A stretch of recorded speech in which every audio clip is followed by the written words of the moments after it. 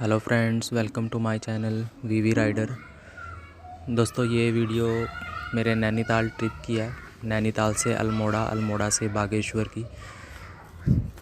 तो ये जो ट्रिप है, मैं आपको इस ट्रिप के बारे में बताना चाहूँगा और इसमें मुझे जो भी प्रॉब्लम्स फेस करनी पड़ी वो भी मैं आपसे शेयर करना चाहूँगा, ताकि आप भी अगर कहीं सोलो ट्रिप कर रहे हैं या सिंगल बाइक के साथ किसी ट्रिप पे जा रहे हैं तो आपको प्रॉब्लम फेस ना करनी पड़े। तो स्टार्ट करते हैं। एक्चुअली ये जो ट्रिप था मेरा, ये ट्रिप मैंने नैनीताल के लिए किया था। अगस्त में किया था, अगस्त 2023 में, जब आपको पता होगा मनाली और हिमाचल साइड में काफ़ी रेनफॉल हुआ था, लैंडस्लाइड काफ़ी ज़्यादा हुई थी। तो नैनीताल भी आपको पता है वहाँ लैंडस्लाइड काफ़ी होती है। बट फिर भी मैंने बाइक से ही ये प्लान किया था, बजाज पल्सर 150 से। तो ये मैंने ट्रिप की थी अपने छोटे भाई के साथ। तो ये ट्रिप मैंने 6 से 10 अगस्त के लिए की थी और ये ट्रिप मैंने पानीपत से स्टार्ट किया था। पानीपत से मुजफ्फ़रनगर, मुजफ्फ़रनगर से फिर काला डूंगी जो जंगल है नैनीताल में, तो वहाँ से हम गए थे। एंड देन हम नैनीताल पहुँचे थे। तो नैनीताल पहुँचने के बाद हमने वहाँ पे स्टे किया था। यूथ हॉस्टल है। यूथ हॉस्टल के बारे में बता दूँ, वहाँ एक गवर्नमेंट हॉस्टल है एक तरह से। वो वहाँ पर डॉर्मेट्री आपको मिलती है 150 या 200 रुपये में, शायद 200 रुपये की शायद पर डे की डॉर्मेट्री मिलती है। और 80 रुपये का लंच और डिनर होता है। लंच या डिनर जो भी करेंगे, एक टाइम का 80 रुपये का होगा। और जो ब्रेकफास्ट होता है वो 70 रुपये का होता है, जिसमें 2 पराठा और दही चटनी वगैरह देते हैं, अचार वगैरह। तो ये हमारा ट्रिप था। एंड मैं आपको इस ट्रिप के बारे में बताऊं तो ये ट्रिप पे जब मैं गया था तो मैंने अपनी बाइक की सर्विस करवाई नहीं थी। मैंने सेकंड हैंड ली थी और मैंने सर्विस नहीं करवाई थी। और थोड़ी जिसकी वजह से मुझे कई जगह मुझे काफ़ी ज़्यादा प्रॉब्लम फेस करनी पड़ी। तो 6 तारीख को जब मैं नैनीताल पहुंचा तो नैनीताल से अराउंड 9 से 10 किलोमीटर पहले काफ़ी ज़्यादा रेन होने लगी थी, जिसकी और हमारे पास उस समय रेन कोट ऐसा कुछ भी चीज़ हमने लिया नहीं था, जिसकी वजह से मैं और मेरा भाई दोनों काफ़ी भीग गए थे, जूते भी भीग गए थे। तो फाइनली हम 7:30-8 बजे अराउंड यूथ हॉस्टल पहुँचे। वहाँ हमने स्टे किया एंड देन हमने डिनर किया और सो गए। तो नेक्स्ट डे हम निकले वहाँ से। फिर आपका जो कैंची धाम है, कैंची धाम के लिए निकले। तो कैंची धाम नैनीताल जो नैनी लेक है, जो बस स्टैंड से वहाँ से अराउंड 20 किलोमीटर अराउंड समथिंग ऐसा कुछ है डिस्टेंस। कैंची धाम हम वहाँ पर गए एंड कैंची धाम पहुँचने के बाद वहाँ से हम फिर निकले अल्मोड़ा, अल्मोड़ा से फिर बागेश्वर के लिए। तो ये हम नैनीताल जब जा रहे थे तो रास्ते में हम रुके थे। आपको अगर कहीं भी कुछ अच्छा व्यू मिल रहा है तो आप बेहतर है कि आप गाड़ी साइड में लगाएं और वहाँ पे फ़ोटो वीडियो शूट करें। आप गाड़ी चलते हुए किसी भी नज़ारे को ऐसे चलती हुई गाड़ी पे एंजॉय करने की कोशिश ना करें, क्योंकि वहाँ पे एक्सीडेंट के भी चांसेस काफ़ी होते हैं। तो हमेशा गाड़ी रोक के 10 मिनट 15 मिनट जो भी आपको टाइम देना है, आप वहाँ पे उतर के अपनी फ़ोटो वीडियो जो भी शूट करना हो कीजिए।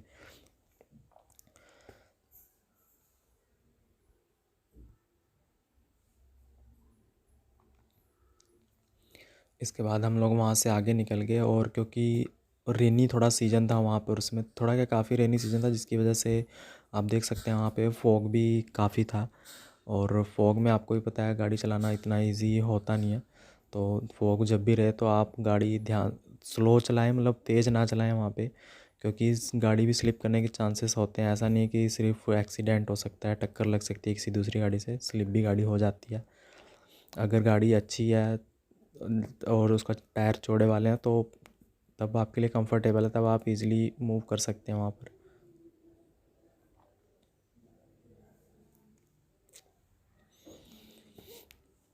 तो ये भी है कि वहाँ के रास्ते इतने अच्छे होते हैं और जिस पे बाइक चलाने का तो मज़ा ही अलग होता है। मेरे मेरे मुझे तो जो एक्सपीरियंस है, मुझे तो बाइक से ही जाना पसंद है। इवन थोड़ा तेल लग जाता है ज़्यादा, बट इट्स ओके। लेकिन जो इन्जॉयमेंट अपनी पर्सनल बाइक के साथ में है ना दोस्तों, वो मतलब मुझे नहीं लगता कार के साथ में, क्योंकि जो 360 व्यू मिलता है ना आपको बाइक पे, वो एक औसम नज़ारा होता है उसका।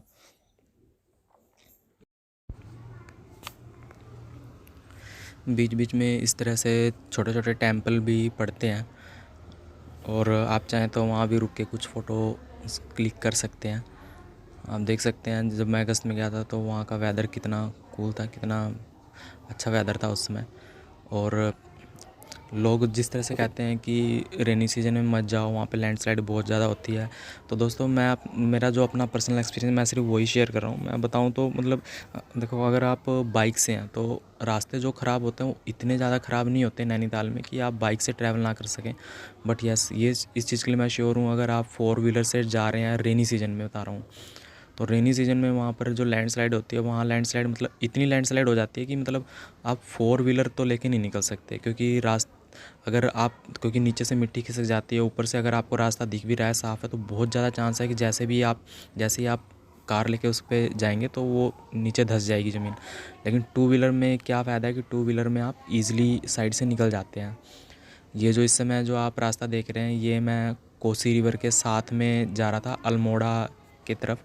अल्मो तो जब आप नैनीताल में आप नैनी बस स्टैंड से आप जाएंगे कैंची धाम से जब आप निकलेंगे अल्मोड़ा के लिए, तो यही कोसी रिवर के साथ में ही आप काफ़ी लंबा डिस्टेंस कवर करेंगे। और बिल्कुल इसी तरह से बहुत बढ़िया रोड है, बहुत अच्छा रास्ता है, बहुत अच्छी बाइक चलती है इस पर।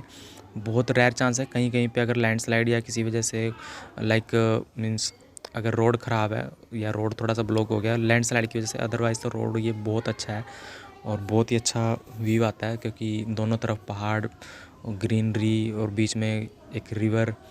तो बहुत ही अच्छा एक्सपीरियंस होता है ये। और आप देख सकते हैं इस समय रोड भी बिल्कुल, जब मैं गया था अगस्त में, वो रोड भी बिल्कुल पूरा खाली खाली था, बहुत पर्टिकुलर कुछ गाड़ियाँ ही आ रही थी। हाँ, थोड़ा सा रोड कहीं पे जैसे लैंडस्लाइड की वजह से मिट्टी नीचे आ गया है, पत्थर नीचे आ गया, तो थोड़ा सा ये प्रॉब्लम थी, बाकी इतना ज़्यादा प्रॉब्लम नहीं थी, रोड लगभग साफ़ ही था उस समय भी। तो दोस्तों, मैं एक चीज़ और आपसे कहना चाहूँगा, अगर आप बाइक से जा रहे हैं तो प्लीज़ आप इस चीज़ का ज़रूर ध्यान रखें कि आपकी बाइक वेल मेंटेन हो, सर्विस करवा के जाएं उससे, या आपका जो भी आपका पर्सनल या लोकल मैकेनिक है उससे ना एक बार जाके दिखवा लें कि भाई बाइक में कोई प्रॉब्लम ना हो। क्योंकि देखो, मेरा तो जो एक्सपीरियंस मैं उसी की बेस पे बता रहा हूँ कि मैंने चेक नहीं करवाया था, मैं अपने लोकल मैकेनिक पर ही ज़्यादा ट्रस्ट करता हूँ।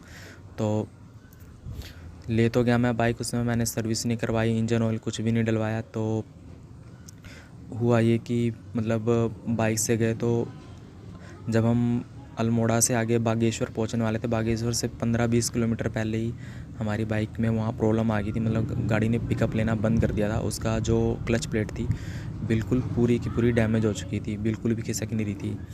और इनकेस ऐसी सिचुएशन में अगर आपको लेट सपोज़ कोई मैकेनिक मिल भी जाता है, लोकल एरिया में बता रहा हूँ, जहाँ पे बहुत पर्टिकुलर घर होते हैं, बहुत रिमोट एरिया होता है, तो वहाँ पे क्या होता है कि अगर मैकेनिक मिल भी गया ना, लोकल मैकेनिक, तो बहुत रेयर चांस है कि उसको आपकी गाड़ी की फुल सर्विस करनी आती हो, या जो भी गाड़ी में प्रॉब्लम हो वो समझ पाए। और इनकेस अगर वो समझ भी जाता है कि गाड़ी में प्रॉब्लम क्या है, तो ज़रूरी नहीं है कि उसके पास आपके पर्टिकुलर बाइक्स के पार्ट मिल जाएँ।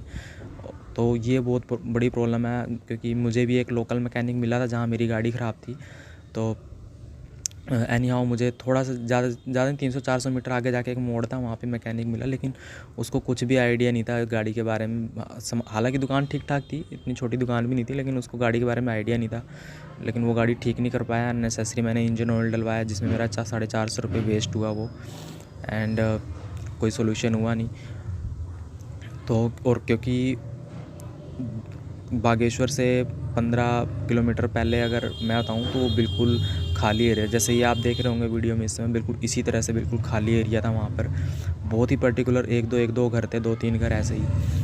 तो आजकल मैं बताऊँ तो मतलब जैसे पहले की तरह ना अब समाज में माहौल रह नहीं गया है। कहीं भी चले जाएँ आप, पहाड़ों में चले जाएँ, पहले लोग सपोर्टिव होते थे, हेल्पफुल होते थे, लेकिन आज के टाइम में वहाँ पहाड़ों में भी जल्दी कोई किसी की हेल्प करता नहीं है।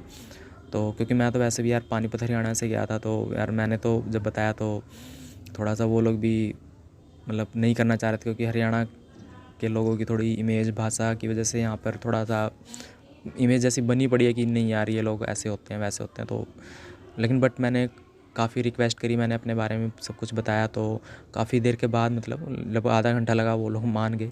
एक नेगी फैमिली थी, पहाड़ों में नेगी फैमिली होती, नेगी रावत तो होते हैं, तो नेगी फैमिली थी, काफ़ी अच्छे फैमिली थी वो, तो वो मान गए। तो उन्होंने मतलब हमें डिनर भी दिया एंड सुबह हमें ब्रेकफास्ट भी करवाया।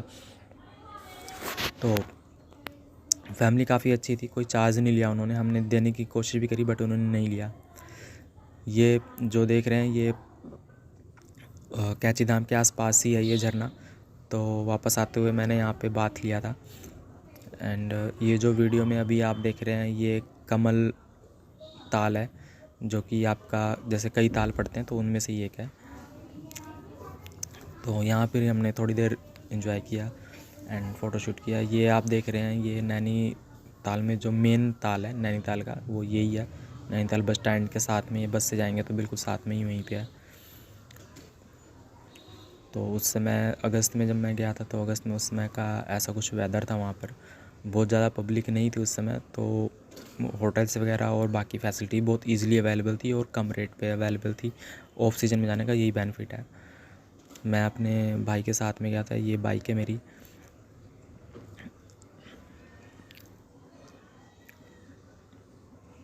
नैनी लेक में ये काफ़ी मछलियाँ हैं वहाँ पर एंड आई थिंक वहाँ पर शायद इन्हें पकड़ना मारना खाना वहाँ अलाउ नहीं है। इवन शायद आप कुछ खिला भी नहीं सकते, शायद फ़ाइन लगा देते हैं। ऐसा मैंने मेरे आंखों के सामने कभी नहीं हुआ, लेकिन वहाँ जब भी मैं जाता हूँ तो ऐसा लोग बोल देते हैं वहाँ पे कि खाना मत खिलाओ, यहाँ पे फ़ाइन लगा देंगे 500 रुपये, कुछ ऐसे फ़ाइन भी लगा देते हैं। तो हालांकि मैंने नहीं देखा, वहाँ पे सुना है, तो जस्ट मैं वही आपसे बता रहा हूँ। तो ये उस समय का कुछ नज़ारा था। कुछ लोग डाल भी रहे थे खाने के लिए, तो कुछ इस तरह से मछलियों का रिएक्शन था उसमें। कि वेदर तो यार हमेशा ही वहाँ का बहुत अच्छा रहता है। और आप थोड़े सर्दी के टाइम में जाएंगे, बिल्कुल सर्दी में नहीं, थोड़े जब सर्दियाँ स्टार्ट हो जाती हैं लगभग मिड सर्दी से पहले, तो काफ़ी अच्छा नज़ारा होता है। उस समय फॉग वगैरह होता है। ये वीडियो जो देख रहे हैं ये जब मैं नैनीताल से निकल के अल्मोड़ा के लिए जा रहा था, ये आई थिंक अल्मोड़ा का ही है। अल्मोड़ा से मतलब बागेश्वर से पहले अल्मोड़ा पड़ेगा, तो वहाँ का व्यू है। तो ये जागेश्वर धाम है। मैं जागेश्वर धाम, हालांकि मेरा यहाँ का कोई प्लान नहीं था, लेकिन पता चला कि हाँ जागेश्वर धाम है, तो मैं यहाँ भी गया था। यहाँ पे कुछ इसी तरह के काफ़ी पुराने टेम्पल्स हैं अपने पुराने। और ये रास्ते में हम रुके थे, थोड़ी रेन हुई थी तो रेन कोट हमने डाल लिया था, तो थोड़ा सा हमने वहाँ पे फ़ोटोशूट किया था। बहुत ज़्यादा रेन नहीं थी, थोड़ी बहुत रेन थी हल्की फुल्की।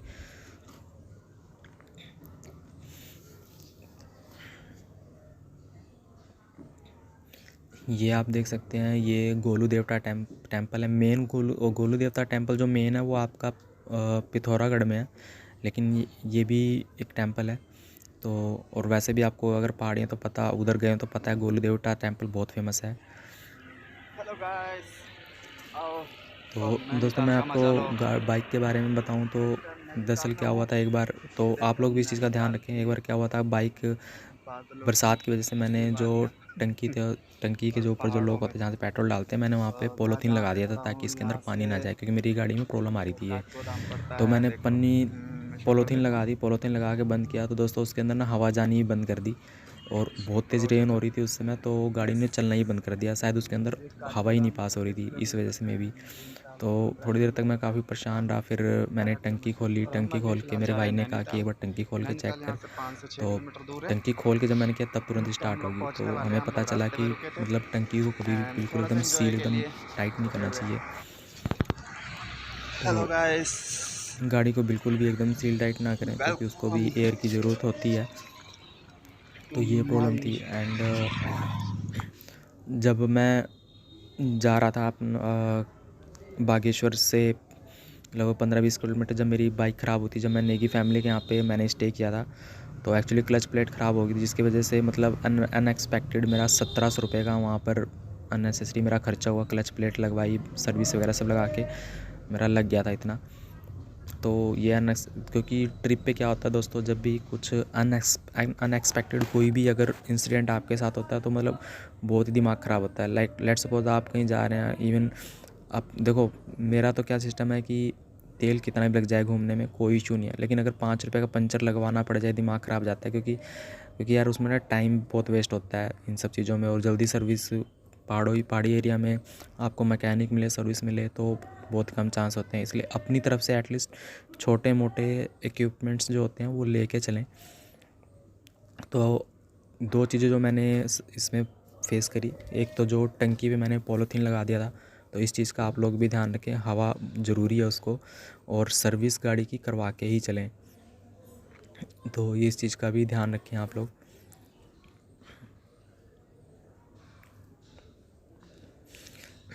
हालांकि मैं गया था उस समय तो लैंडस्लाइड हुई थी, मतलब इतनी ज़्यादा भी लैंडस्लाइड नहीं थी कि मतलब बाइक से आप ट्रैवल ना कर सकें। हाँ, 4 व्हीलर से जाएंगे तो 4 व्हीलर में ज़रूर आपको प्रॉब्लम फेस करनी पड़ेगी, और शायद आपका टाइम भी काफ़ी वेस्ट हो जाए वहाँ स्टे करने में।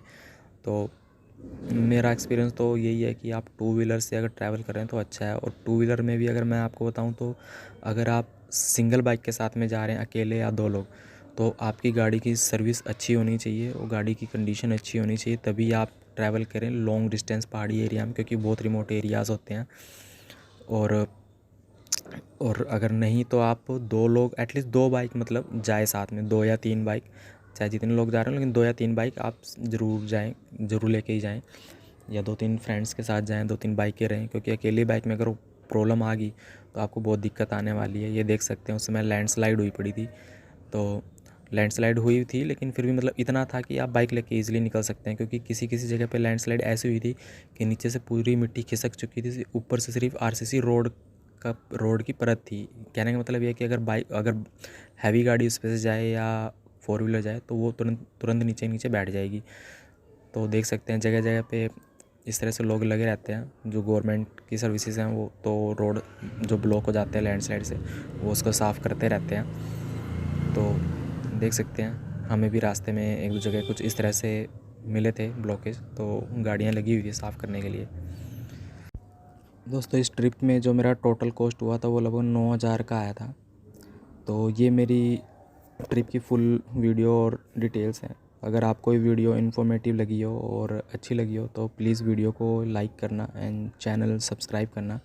मैं इस तरह से ट्रिप पे जाता रहता हूँ और जो भी मेरा एक्सपीरियंस होता है मैं वो शेयर करता हूँ, ताकि जो भी इस तरह से ट्रिप पे जा रहे हो, सोलो ट्रिप पे या किसी के साथ, तो उनको ये प्रॉब्लम फेस ना करनी पड़े।